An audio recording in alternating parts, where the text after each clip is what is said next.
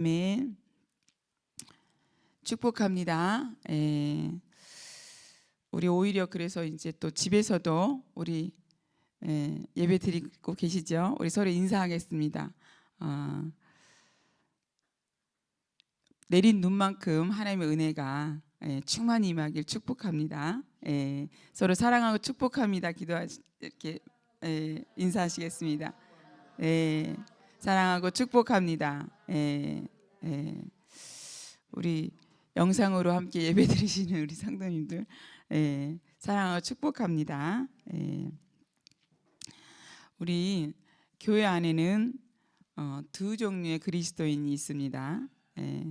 소위 우리가 말하는 평신도라고 하는 평범한 성도님들과 또 특별한 성도가 있어요. 제가 특별한이라는 단어를 쓰면서 오해가 있을까 봐 좀 걱정을 했습니다만 어쨌든 평범한 성도와 특별한 성도가 있습니다.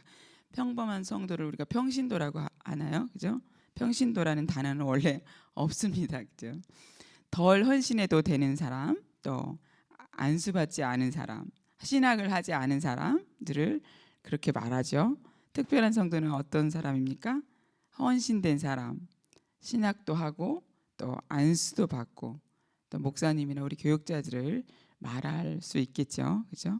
근데 그게 딱 정확하지는 않습니다. 우리는 목사님들이 가지고 있는 어떤 특별한 그 무언가가 있다고 우리가 생각하죠. 그래서 목사님이 기도해 주셔야 합니다. 목사님 기도발이 세니까 우리 목사님이 기도해 주셔서 이렇게 잘 됐어요라고 이렇게 얘기하죠. 그죠? 그런데 하나님께서 누구는 평범한 성도로 만족하시고 누구는 특별한 성도로 주의 길을 가게 하셨는가 하는 질문을 하고 싶습니다. 구약에서 생업에 종사하지 않는 자기 생업에 종사하지 않았던 레위 지파들이 대제사장 제사장들이 있었죠. 하나님께 예배하고 하나님을 따르는 일을 알려주는 이들을 세웠었습니다. 그러나 사람들은 다 죄인이기 때문에 완전하지 않았고 한계가 있었죠. 그 신약에 와서 어떻게 바뀌었습니까? 예수님께서 우리의 대제사장이 되셨습니다. 우리 히브리서 7장 27절에서 29절 말씀에 그는 저 대사장들이 먼저 자기 죄를 위하고 다음에 백성의 죄를 위하여 날마다 제사 드리는 것과 같이 할 필요가 없으니 이는 그가 단번에 자기를 드려 이루셨습니다. 율법은 약점을 가진 사람들을 제사장으로 세웠거니와 율법 후에 하신 맹세의 말씀은 영원히 온전하게 되신 아들을 세우셨느니라. 아멘. 자기 자신을 바치신 예수님, 더 이상 불완전한 인간 대제사장이 우리를 대신하거나 대표하는 것이 아니라 완전하신 예수 그리스도께서 오셔서 한 번에 우리 죄 전체를 사하심으로 성전의 휘장이 찢어져 성소와 지성소의 구분이 없어지고 이제는 그리스도를 믿는 사람들은 그리스도 안에서 자신의 정체성을 발견한 사람은 누구나 믿고 예배드리고 죄사함을 받고 누릴 수 있게 되었습니다. 우리 오늘 본문 말씀처럼 예수 그리스도께서 예수님께서 대제사장이 되시고 우리 모두는 뭐예요? 왕 같은 제사장이 우리가 되었습니다. 안수받고 주의 종이 된 목사님만이 제사장이 아니라 우리 모두가 제사장이라는 것입니다. 제사장인 우리가 모여서 교회가 되었습니다. 대제사장이시며 머리 대신 예수님의 몸을 우리가 이루고 있는 것입니다. 무엇보다도 내가 평신도 목회자라는 인식을 갖는 것이 굉장히 중요합니다. 제가 이번에 교회 성장발전위원회 하면서 제가 평신도 분과를 맡았어요. 맡았다는 말도 사실 정확하지 않지만 그래서 평신도에 대해서 제가 막 그냥 좀 찾아보고 우리가 왕 같은 제사장을 하나님 부르셨는데 왜 다들 우리는 평범하게 머물러 있는 것일까? 그런 좀 의문도 있었습니다. 그래서 제가 평신도일 때 목사님께 제가 제자 훈련을 받았어요. 제가 한 3, 4년쯤 됐을 때일까? 예수님 믿고 난 다음에. 근데 제자 훈련 받을 때 첫 시간에 하신 말씀이 그거였어요. 그때만 해도 저는 목회의 주체는 담임 목사님이시고 목사님의 사역을 우리가 도와준다는 그런 인식을 그렇게 가지고 있었죠. 그런데 목사님께서 에베소서 4장 말씀을 하시면서 목회는 성도들이 하는 것이고 목사는 성도들이 목회를 잘하도록 가르치고 도와주는 것이다라고 말씀하셨어요. 근데 그 말씀이 저는 그냥 제 마음 안에 쑥 들어와서 자리를 했어요. 그래서 목회에 대한 완전한 생각의 전환이 그때 일어났었습니다. 그래서 제가 이렇게 좀 소극적인 자세로 있다가 갑자기 막 이렇게 갑자기 몸을 이렇게 영적인 몸을 확 일으키면서 그래, 그러면 주체가 우리 성도구나. 목사님 정말 우리를 도와주시는 거지. 사실 목사님 혼자 다 목회를 할 수 있는 게 아니잖아요, 그죠? 그래서 그게 이제 하나님께서 제 마음에 주셨던 것 같아요. 그래서 그런 자세로 바꾸니까 그때부터는 이제 정말 능동적으로 제가 좀 움직였던 것 같아요. 물론 남편이 핍박과 여러 가지가 있어서 그렇게 막 열심히 하지 못했지만 어쨌든 그랬던 것 같습니다. 우리 에베소서 4장 11절 13절 말씀 제가 들려드리겠습니다. 그가 어떤 사람은 사도로, 어떤 사람은 선지자로, 어떤 사람은 복음 전하는 자로, 어떤 사람은 목사와 교사로 삼으셨으니 이는 성도를 온전하게 하여 봉사의 일을 하게 하며 그리스도의 몸을 세우려 하심이라. 우리가 다 하나님의 아들을 믿는 것과 아는 일에 하나가 되어 온전한 사람을 이루어 그리스도의 장성한 분량이 충만한 데까지 이르리니. 그러니까 우리가 장성한 분량까지 자라나게 하는 것이 하나님의 목표입니다.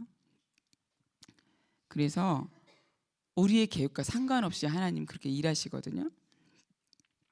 갓 태어난 어린아이에서 출발해서 어린아이를 돌볼 수 있는 영적 어른으로 자라나게 하십니다. 자라나야 하죠. 목사와 교역자들은 양육자로 가르치고 돌볼 수 있는 위치에 있는 사람들인 것입니다. 그러한 유기체로 우리가 다 한 몸을 이루고 자라가는 거죠. 많은 목회자들이 나는 성도와 다르다는 구약의 제사장 의식을 가지고 있습니다. 성도들도 그렇습니다. 저는 사역자가 아닌데요. 저는 목사가 아니에요. 제가 뭐 목회자인가요? 그런 건 사역자가 하는 것이고 우리는 그렇게까지 할 필요가 없어요 라고 말합니다. 사역자는 나 대신 기도해주고 우리의 필요를 채워주는 사람, 나는 위로와 축복을 받을 대상자, 이렇게 생각을 하고 있는 거죠. 당신들은 살해받는 목회자니까 당신들이 해야 되고 잘해야 되고 다 해야 됩니다라는 그런 생각들이 우리 교회에 있다는 것이 아니라 한국 교회에 오랫동안 고착이 되어 있었습니다. 교회가 무엇입니까? 목사님 아래 장로님 계시고 그 아래 안수 집사님, 권사님, 집사님 이런 것입니까? 이런 수직적인 구조가 아니죠.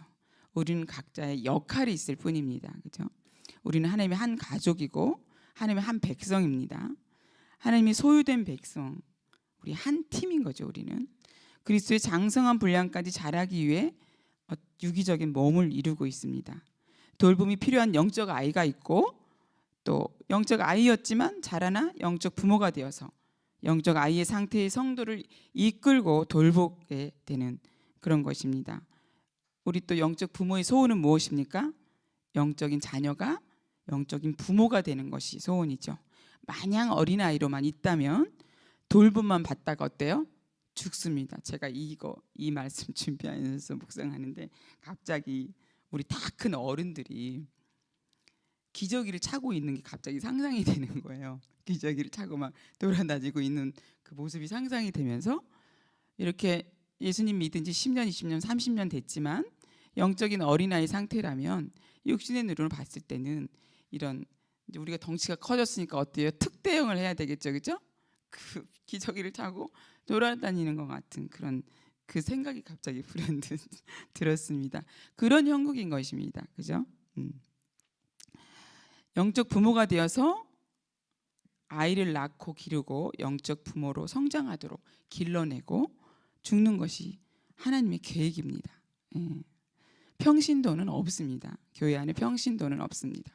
평범하게 그냥 주일 예배만 왔다 갔다 하시면서 예배만 드리는 그런 성도는 없습니다. 하나님의 성도고 하나님 앞에 우리 모두는 제사장이죠. 사역자는 성도 중 한 부류일 뿐이죠. 우리 모두가 예수 그리스도를 주로 고백한다면 하나님 앞에 다 성직자입니다. 교회 안에는 아까 말씀드린 것처럼 이제 목사님, 사역자, 각 사람이 그리스도와 관계를 잘 맺도록 도와주는 것이죠. 성도를 준비시키고 무장시키는 일을 합니다. 각 성도가 목회자에게 의존하지 않고 그리스도를 의존하도록 그렇게 하게 하는 것입니다. 또 한 부류의 그 성도들은 자신의 사역을 찾아서 감당하는 성도들이죠. 교회 안에서 내가 할 수 있는 일이 무엇일까? 아니면 내가 하루 종일 시간을 제일 많이 보내는 가정이든 직장이든 사업장에서 내가 어떻게 한 빛과 소금의 역할을 할 것인가 이렇게 고민하는 그게 사역인 것입니다. 그죠? 그래서 우리 모두가 하나님 앞에 성직자로서 내가 어느 단계에 있는가 좀 진단을 해봐야 될 것입니다. 어린아이의 단계인지 청년의 단계인지 부모의 단계인지 점검해 보시길 축복합니다. 우리 보통 새벽내에 나오신 분들은 그래도 부모의 단계에 계시죠. 어린아이의 단계라면 내게 돌봄이 필요하고 양육이 필요하고 부모의 단계라면 누군가를 가르치고 양육해야 하는 것입니다. 내가 제대로 복음을 알고 있다면 복음 안에서 사명은 굉장히 선명해지죠. 하나님 나라 세우는데 내 삶을 아낌없이 드립니다. 내 물질도 아낌없이 드리죠. 왜냐하면 그게 사명인 거 깨달아지기 때문에. 그런데 그렇지 않다면 내 안에 복음이 제대로 내가 해석하고 있는지, 정말 복음이 뭡니까? 구원받은 것입니까? 구원받은 것이 복음을 제대로 아는 것이 아닙니다. 나는 그냥 하나님 것입니다. 예수님 것이죠. 이거. 그래서 제가 내가 누구를 위해서 이것을 했어가 아니라 그것은 해도 되고 안 해도 될 수 있지만 내가 하나님 것이라는 것은 선택의 여지가 없습니다. 그죠? 훈련을 받고 하나님 나라를 세우는데 내 삶을 드리게 됩니다. 그래서 훈련받고 사명을 감당하고 교회 안에서 어린아이 신앙의 성도들을 돌보고 양육하게 되는 것입니다. 예수 그리스도를 따라가며 알아가시길 축복합니다. 예수 그리스도를 알아가기 위해 시간을 내시길 축복합니다. 성경을 해석할 수 있는 권한이 우리 모두에게 있습니다. 하나님께서 그걸 주셨습니다. 그래서 설교가 필요하시죠. 사실은 일주일 내내 성경 한 장도 못 보고 주일 예배 옵니다. 와서 1시간 예배 드리죠. 정확하게 말하면 1시간 15분 정도 예배를 드립니다. 거기에서 목사님 말씀이 꽤 길다고 다들 말을 하죠. 그 하나님 나라의 그 복음을 어떻게 15분 안에 20분 안에 아니면 30분 안에 그렇게 선포하고 끝낼 수 있겠습니까? 그죠? 그런 설교가 긴에 짧은에 하는 것은 다시 우리를 한번 생각해 봐야 할 것입니다. 예수님의 삶을 내 삶에 어떻게 적용할 것인가. 그래서 성경을 읽어야 합니다. 그죠? 성경을 제대로 읽게 되면 겸손해지죠. 내가 깨닫고 따르는 예수님을 알아야 되기 때문에 성경을 읽어야 되는 것입니다. 우리가 회개하고 예수님을 믿고 구원을 받고 복음을 제대로 알고 깨닫게 되면 누구나 이렇게 헌신하게 됩니다. 개인의 시간 크게 고민하지 않습니다. 그 시간이 저녁이든 밤이든 상관하지 않죠. 옛날하고 지금하고 환경이 많이 바뀌긴 했습니다. 그러나 제가 생각할 때는 그 복음에 대한 그 인식이 희미해졌기 때문에 그렇다고 생각이 듭니다. 왕 같은 제사장으로 부르신 하나님의 뜻에 따라서 하나님이 부르신 직장과 일터, 가정에서 하나님의 사랑과 공의를 어떻게 내가 드러내고 나타낼 것인가 고민하고 말씀을 묵상하고 기도하며 나는 이렇게 하고 있어 라고 이렇게 이끌어주는 역할을 우리 영적인 부모들이 해야 됩니다. 그래서 그의 기이한 빛에 들어가게 하신 이의 아름다운 덕을 선포하게 하려 하심이라는 말씀처럼 하나님의 업적을 또 예수 그리스도께서 우리를 위해 어떻게 죽으셨는지 그것을 선포하는 것이죠. 우리 모두가 주님 부르신 성직자요 성도입니다. 일주일간 시간을 가장 많이 보내는 직장과 가정, 이 사업장이 사역의 현장이죠. 그곳에서 하나님 나라의 가치를 드러내고 나타내라고 하셨습니다. 그 가치는 아까 말씀드린 하나님의 사랑과 공의죠. 예. 악하고 패역한 그곳에서 더 악해지지 않도록 고군분투하는 것이 우리의 사역입니다. 그리고 정말 말해도 알아듣지 못하는 저들 다 지옥에 나가라 이렇게 말할 것이 아니라 씨름하면서 내가 부당한 일을 겪는다 할지라도 그것을 견뎌내는 것이 바로 사역이라는 것입니다. 우리가 봤을 때 직장에서 막 예배를 드리고 이런 것이 사역이 아니라 내가 작은 예수가 되어서 내가 할 수 있는 작은 일을 나타내는 거. 그래서 저 사람 보니까 예수님이 살아 계신 것 같아. 예. 우리가 심령이 가난한 자는 복이 있나니 이런 말씀을 듣고 찬양을 들을 때 심령이 가난한 자 하면 우리 교회 어느 장로님이 생각이 나고 애통하는 자는 복이 있나니 이런 말씀을 들으면 어때요?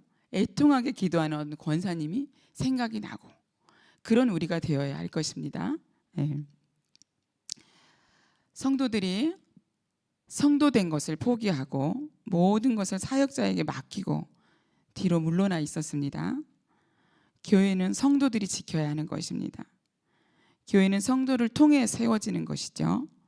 평신도는 없었습니다. 우리 성경에 평신도라는 단어가 있습니까? 네, 없습니다. 성도입니다. 왕 같은 제사장들입니다. 사역의 주체로 우뚝 서시길 주님의 이유로 축복합니다. 네, 기도하시겠습니다. 좋으신 하나님 감사합니다. 주님 찬양합니다.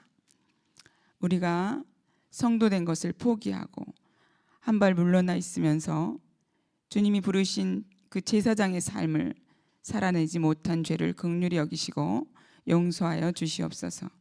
영적 아이로 돌봄을 받는 위치에서 돌보고 양육하는 영적